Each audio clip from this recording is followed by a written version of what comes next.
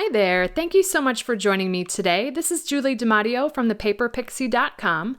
I'm an independent Stampin' Up! Demonstrator in the US, and in this video tutorial I have this adorable Tidings and Trimmings gift box.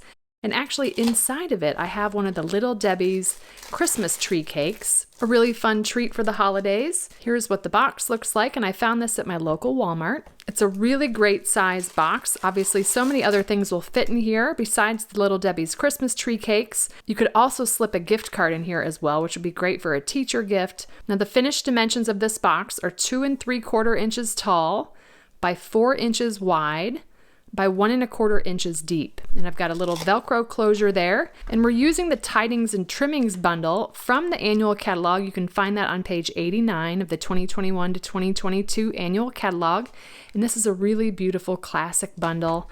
I love this star. That's what we're using here on the front of the box. Really great bundle that you may have missed because it is in the annual catalog. So let me show you how easy this is to make. I'm going to start with a piece of cherry cobbler cardstock that measures 6.5 inches by 9 inches. And along the 6.5 inch side, we're going to score this at 1 1/4 inches from each side. So 1 1/4, flip it around 180 degrees, and 1 1/4 again. Then I'm going to turn it to the long side, and we're going to score this at 2 3/4, 4, 6 3/4, and 8. And that's all the scoring we need to do. Next, I'm going to fold and burnish on all the score lines. I'm going to bring in the template here, and I'm actually going to turn it upside down because that's where we're going to start when we do our cuts. So the top section, that's an 1.5 inch section, let's turn that around this way. So we've got the wider section at the top and the narrow section along the bottom. And I'm going to come up the vertical score lines and stop at the second horizontal score line, like so. I'm going to do the same thing to the opposite side. And then we're just going to remove this lower rectangle piece. So just come in and cut right on that score line. Do the same thing to the other side. And then these are tabs, so we're going to come in and miter cut. So I'm going to fold that big section out of the way and then come in and miter cut. All right, like so. Now we're going to turn it sideways or so that it's in landscape. And I'm going to cut up each of these vertical score lines and stop at that first horizontal score line. And then I'm going to fold these larger sections out of the way and miter cut this tab. Then we're going to turn around and repeat the same thing on the opposite side. Like so, okay? I'm going to bring in the detailed trio punch here, and we're going to round the top 2 corners. This is the flap of our box. And I like to fold this out of the way so I have a nice flat edge there to feed it into the corner rounder punch. Or rather, the detailed trio punch, like so. And now our cardstock looks like the template. Before we put the box together, let's work on the Designer Series paper. I'm using the Tidings of Christmas Designer Series paper. This is a swatch book just to show you what this beautiful paper looks like. This is also in the annual catalog and coordinates perfectly with the Tidings and Trimmings bundle. And this Designer Series paper comes in a 6 inch by 6 inch size. So I've picked this pattern, and I wanted to show you how we could get all the pieces we need for this box out of one sheet of 6 by 6. So I've created a quick template for reference. And I've chosen a pattern that is not directional, so it doesn't matter which way we cut the paper, horizontal or vertical. But if you did have a directional pattern, a quick note, you could get these 5 pieces right here in this section to go in the right direction, but then this one piece here needs to be in landscape if you have a directional pattern. So you need to cut this 1 1/4 by 3 3/4 inch piece out of a different sheet of 6 by 6 Designer Series paper. So that's just the only caveat here.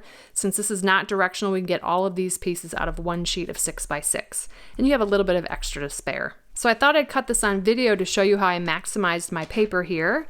The first cut we're going to make is at 3 3/4. And then we're going to turn this 1/4 of a turn, and we're going to cut 2 pieces at 2 1/2. And then what you're left with is one piece that is 1 inch by 3 3/4. Then with this in portrait, we're going to go ahead and cut a 1 inch strip. And then this piece we're going to turn and cut to 2 pieces that are 2 1/2 inches. Then this final piece is already 1 1/4 inches wide, so I'm going to turn it sideways and cut it to 3 3/4. Again, this is the piece that if you had a directional paper, you'd want that to be in landscape, so you'd need to cut this from another sheet. But again, since this is not directional, we can get all 6 pieces out of the same piece of paper. And you just have these 2 pieces left over that you can use for another project. So let me go ahead and recap the sizes we have here. We have 2 pieces that measure 2 1/2 by 3 3/4 in landscape, one piece that measures 1 inch by 3 3/4 in landscape, two pieces that measure 1 inch by 2 1/2 in portrait, and one piece that measures 1 1/4 by 3 3/4 in landscape. Bringing in our cardstock here, I'm going to focus with the rounded tab at the bottom, and we're going to start with one piece of Designer Series paper. Now, if your paper was directional, this is the bottom of our template, but it is actually the front of our box, so you want your pattern to go from top to bottom. And then just using multi-purpose liquid glue, I'm going to go ahead and adhere that piece down. Then I'm going to rotate this back this way for our next larger piece, and that's going to go here. And this pattern, if it was directional, needs to go from top to bottom. Then I'm going to rotate this again.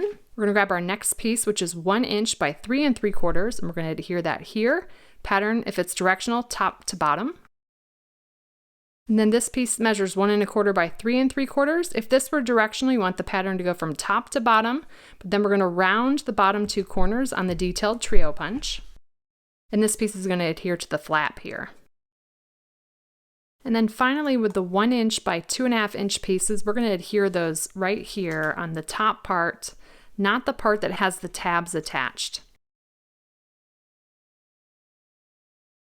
So when all is said and done, this is the places that we adhere our Designer Series paper pieces. Now we're going to go ahead and add the Velcro dot, and I love these Velcro thin clear fasteners. They're on my favorites page. They're 5/8 of an inch in diameter, and they're really great because they're super thin. And I've sandwiched the hook and the loop together, and I'm going to pull the backing off of the clear side. That's the hook side.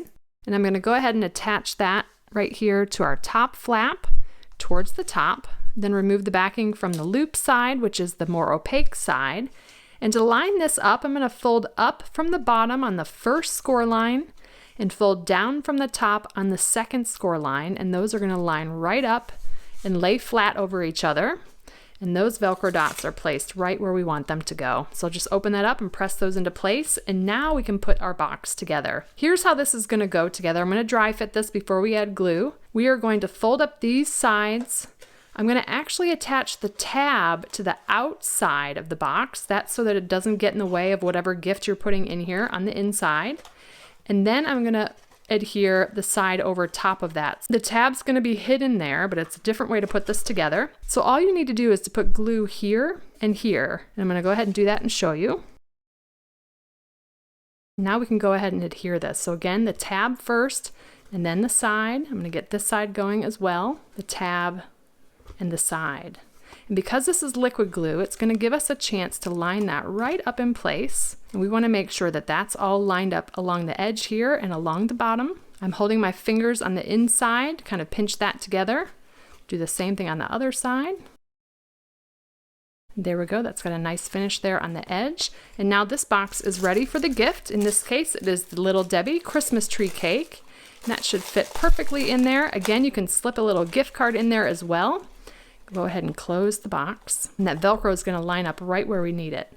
But how cute is that box? It's almost like a little clutch or wallet. I love the size and shape of this box. All right, so now we're going to do a little bit of embellishing of the box. I've done some work ahead of time, so I've die cut this star from Evening Evergreen from the Christmas Trimmings dies, and I took an adhesive backed piece of the brushed metallic cardstock and I die cut this. Love this piece. It might be my favorite part of this whole bundle. And then I've got a piece of basic white that measures just under 3/4 by 2 3/4. We're going to line this one up in the banner's pick-a-punch. I'm going to slide that in on the banner end side, so this part of the punch. And if you want to, you can flip this over and make sure that that piece is centered and punch. I'm going to flip this around, putting it in the tray again, feeding it into the punch, and again making sure that that's lined up and punch. It's got this cute little banner piece and a stamp and cherry cobbler, the sentiment wishing you a joyful Christmas and a happy new year. Now we can assemble this. I'm going to pull the backing off of the star, line that up over the Evening Evergreen piece. I like to take the bone folder to just press that into place and also smooth out any of the bumps that the dies leave behind. Look at how beautiful that star is. With the sentiment, I'm going to stick a trio of dimensionals on the back. We're going to center that over the front. And then I'm just going to adhere that to the top flap of the box. I'm just going to put liquid glue like that. So just the top third of the star, and then I'm just going to line up that star right here and just hold that into place for a few seconds. And I can open this flap, and then we can press from the back side here.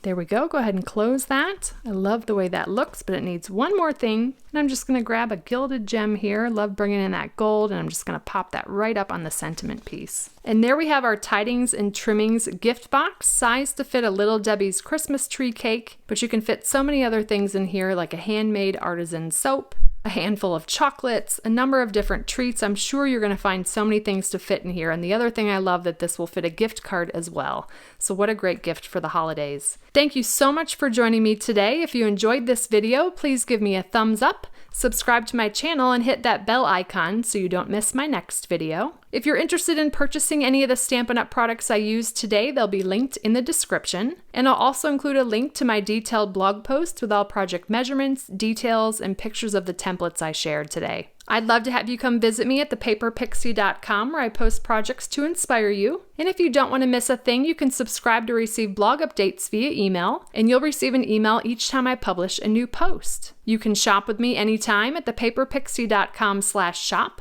And if you're interested in a discount on your Stampin' Up! Purchases, the starter kit is the ultimate bundle, and it's a great way to fulfill your wish list for less. You can purchase the starter kit at thepaperpixie.com/join, and I'd love to welcome you to my team of Paper Pixies in the Stampin' Up! Family. If you don't already have a demonstrator and you'd like complimentary copies of our current catalogs, you can submit a catalog request at thepaperpixie.com/happymail. And if you give this project a try, I'd love to see what you made, so feel free to share it on social media with the hashtag #PaperPixie, and I'll be sure to check it out. Thanks again for watching. I hope you have a wonderful and blessed day. Take care. Bye.